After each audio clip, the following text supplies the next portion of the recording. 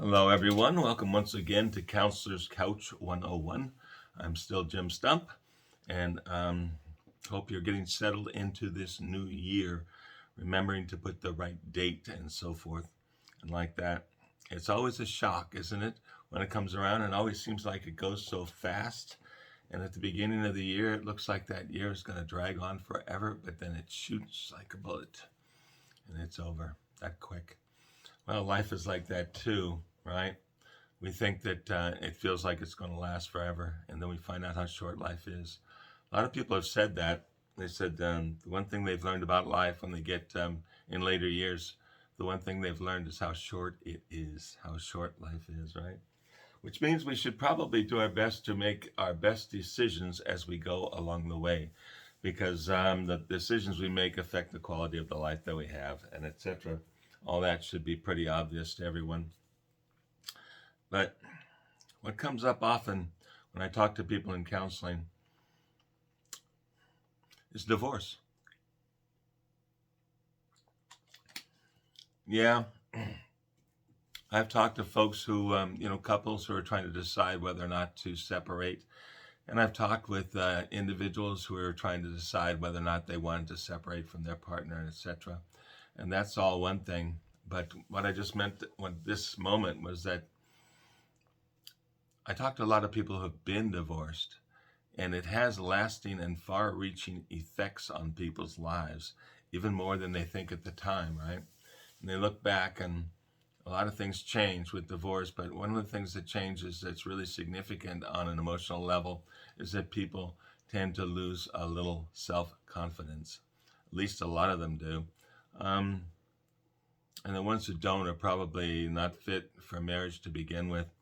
I've met a lot of people that have been married 3 and 4 times, and I know that the people around those folks or around the people that are trying to marry those folks tell them don't do it. This is a poor track record, right?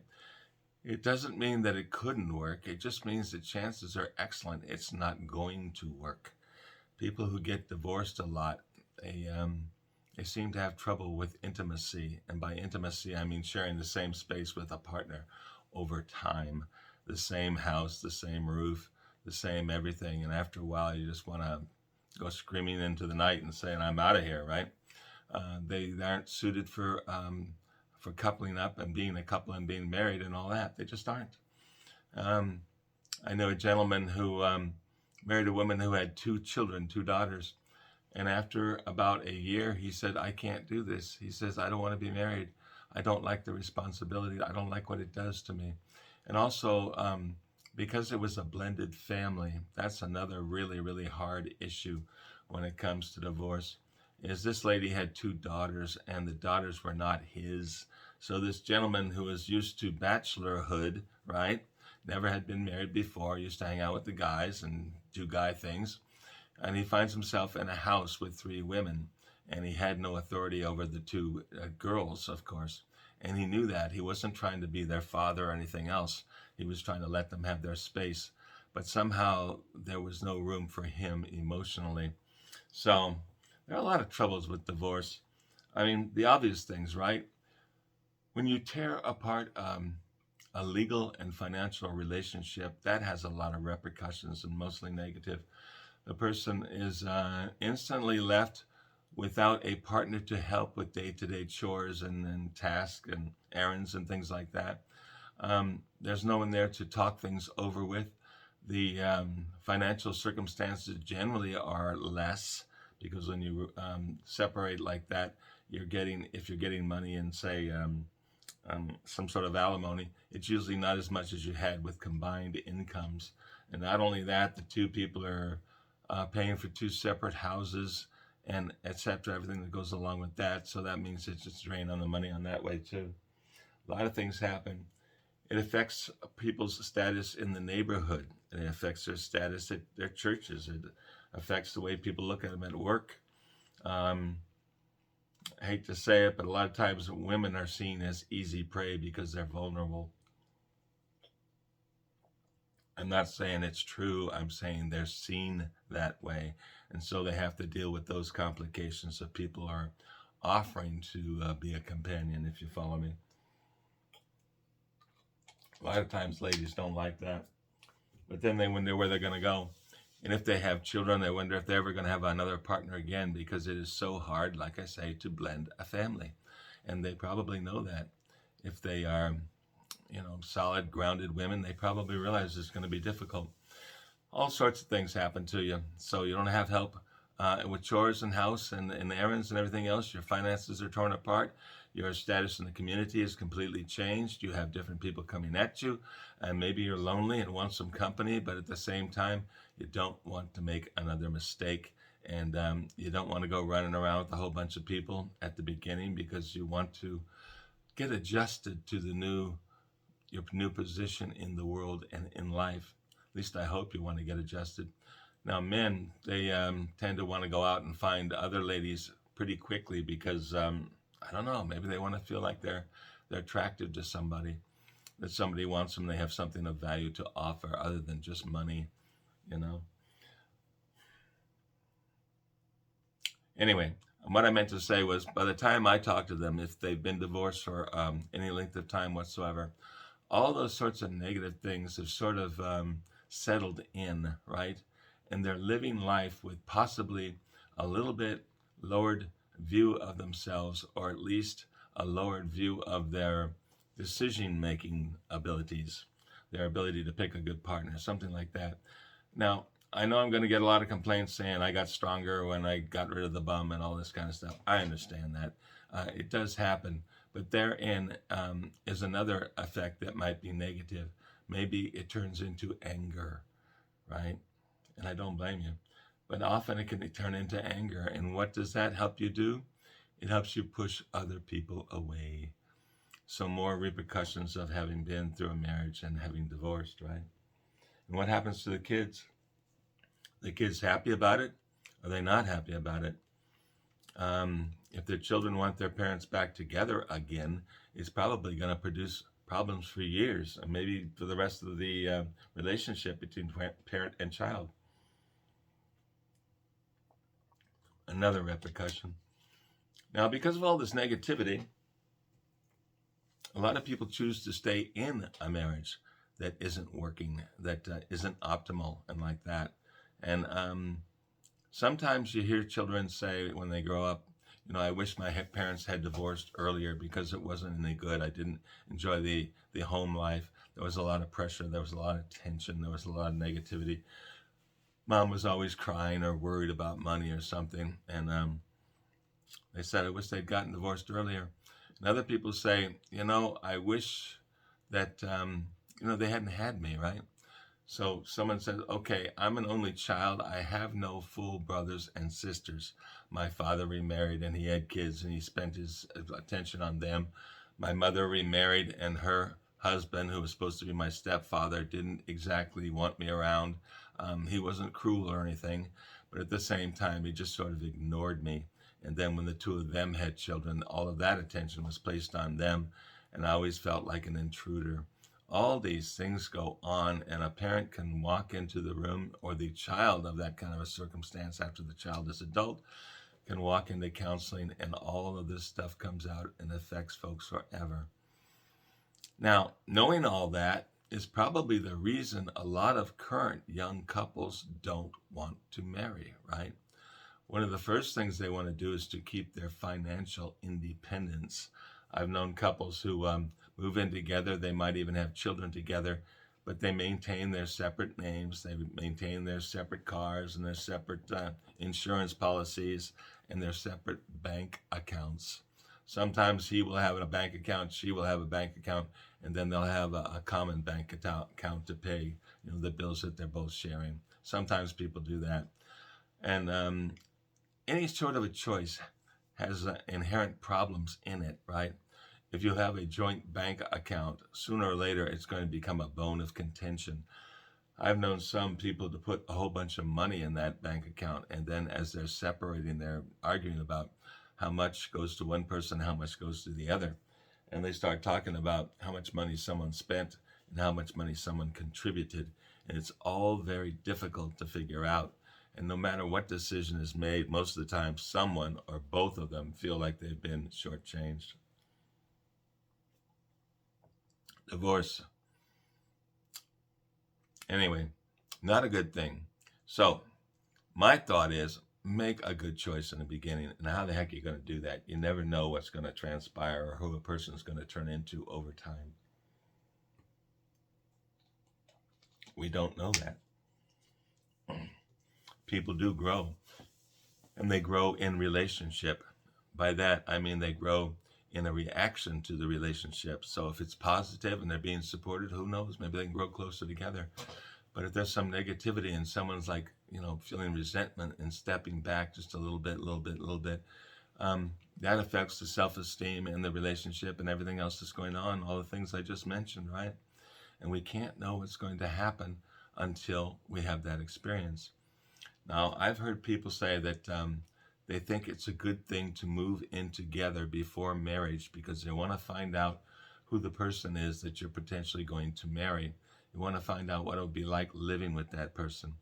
Um, I have very mixed emotions about that. And once again, I can't decide for anyone else. I know I would be very leery of red flags. I'd really be looking for things that may or may not work in the future in that relationship. But other people, maybe they think it's a good idea. Let's just try it, see how it turns out, see how it works. If that's going to work for that couple, great, we support it.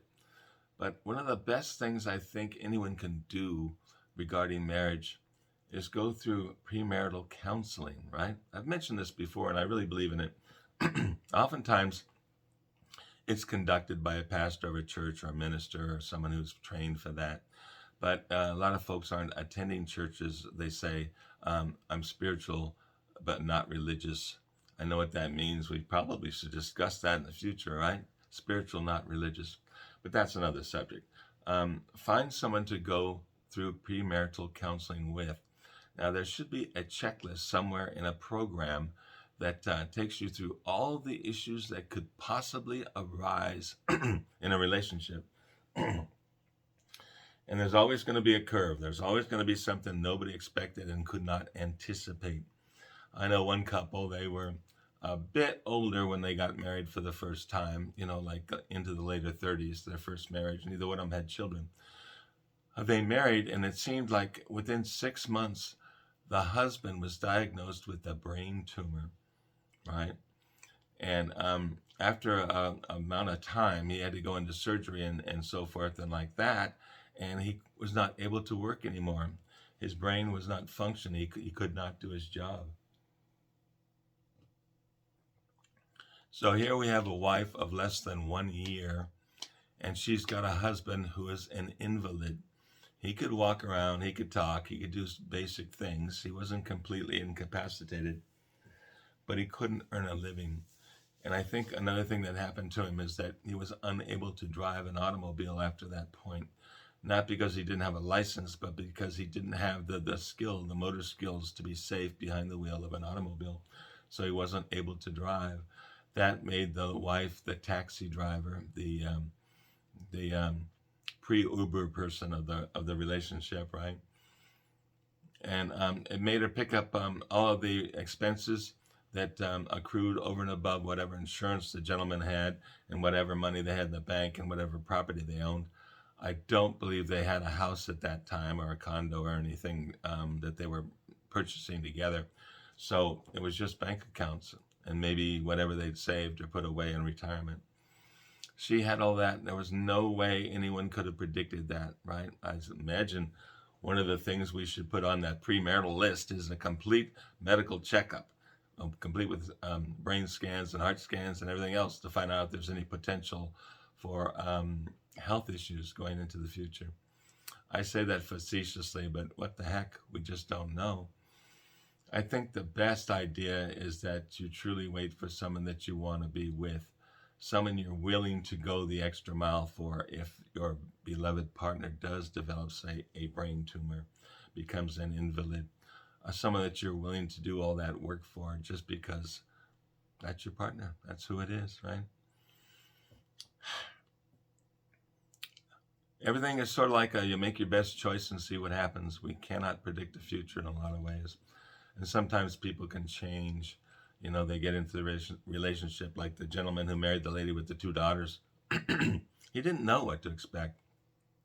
And over time, when he learned what it was all about, he didn't want it. He didn't want that responsibility, running the girls around, going to their soccer games, being part of the school and the PTA, and paying bills, and always coming home to the same sort of environment instead of hanging out at the bar watching games with the guys. He didn't want it anymore. And he hadn't expected it to be that way. He hadn't expected he was going to react that way because he thought he loved those girls. But that's what happens to folks. We go down the path and things occur and we respond to it. And now all of a sudden everything is different. Divorce can be just devastating. We all know that. That's not my message here. My message is to be very careful about marrying and be very practical going into it. They talk about prenuptial agreements. I sort of think they just sort of must be necessary. I think they're not good things. If you're going to marry someone, you should be in it for keeps, in it up to 100%. But maybe in this day and age, maybe it's a good choice, and if it's honored by both of the people. Another thing that happens when it comes to divorce, kind of a funny thing, but I've heard it many, many times. Anybody here remember Michael Jordan, basketball player? Not Jim Jordan, Michael Jordan, the basketball player. He said once in an interview that if he wasn't mad at somebody on the other team, he would make up a reason to be mad at them, right? He said, it gave me power, it gave me energy. When I was mad at them, I could just pour on all this strength and all this animosity. He said, I tapped into it to use it to help me win games, to play hard, and to be, as good as he was, right? Gave him all that juice to go out there and perform every single game, because it has to get tiring, especially over years of doing it. And all those jumps from the top of the key, geez. He had a reason. He was going to show somebody who was king of the court, right? Don't mess with me. I'm Michael Jordan. Better get out of my way. And that's the kind of attitude he had. He was like, come at you vicious in order to scare you away and to get to the objective of winning that game. Now, why do I mention that? Because something happens when couples decide to separate and divorce. Oftentimes, someone will take that kind of an attitude. They'll find a reason or manufacture a reason to be angry at the other person. It may not even be real. It's just that they want that sort of an energy to go through this terrible process that they have to go through. And they want to convince themselves that they're right in doing it, right? So they take this attitude like she was a terrible wife, he was a horrible husband, whatever, and they fight. And that allows them to put themselves in a sort of a mindset that they would not have been in otherwise. And by that I mean they're willing to be less generous when it comes to financial resources and property and money and banks and etc. They want to fight to take it, right? Some people say, give her everything she wants. I just want to get out of here. And the lawyer says, don't do that because you'll be ending up on the street. We have to at least stand up for ourselves. And all of a sudden, we're trying to be fair, we're trying to be generous, and then we find the other person being aggressive toward us. It causes us to react in a way that is defensive. And the whole thing just becomes a battle. And it's no fun to be involved in. And mediation and all that, it's hard to get people to really get to a place where they say, that's fair, that'll work, let's do that, right? And if children are involved, it just more complications because people want to have relationships with their children, and divorce and separation of time and space and like that can often divorce you from your children, which is probably not what you wanted, right? Anyway, divorce, all the stuff, all the ramifications it can have on you. And I suppose one comedian once said, I know what causes divorce: marriage. It's sort of true. But at the same time, I'm not advocating that folks do not get married. I'm advocating that you be very, very careful. Pick a partner. And I've said this before, and I'll say it in closing. I used to work with senior citizens, and oftentimes they would be having 40 and 50-year wedding anniversaries. And all of them that I worked with had been married for a long time, or they'd been separated by someone passing away. And I asked them, here and there, and I asked people, I said, how could you stay married that long? And they all said the same thing, some variation of the same thing. They said, we took a vow. In our day, you took a vow, you meant it. You were going to keep it through the good, through the bad, through the thick and the thin. We said we were going to stay together. And that's the only thing that kept us going for 50 years, because there were many times we would have liked to have been separated, right?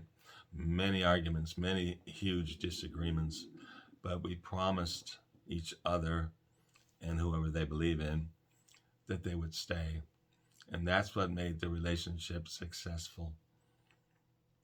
I think that's another thing that's missing in marriages these days, is that belief in the vow to whomever you vow to, right? Just something to think about as we go into this new year, and we're being told there are going to be a lot of financial issues coming up. Let's sort of make decisions wisely and carefully. Take your time. There should be no rush. And that way, I hope you all find a good partner. I really do. I'm hopeless romantic. I've said it many times. I want everybody to be happily in relationship, and it makes the world a better place, and it makes better neighbors and better employees, better co-workers. Makes a better world all the way around. Families were the beginning of civilization, families, and they're important to keep together. So let's build a good family from the beginning, as opposed to trying to patch something together after it's all broken apart. I hope that doesn't sound too negative, but I really wish you all well. I tell you these things because I want you to avoid the negativity that can occur if we don't end up with the right person for a partner. Just a thought. Thanks for dropping by. I look forward to talking with you next time, hopefully with something of a happier nature to talk about. Take care.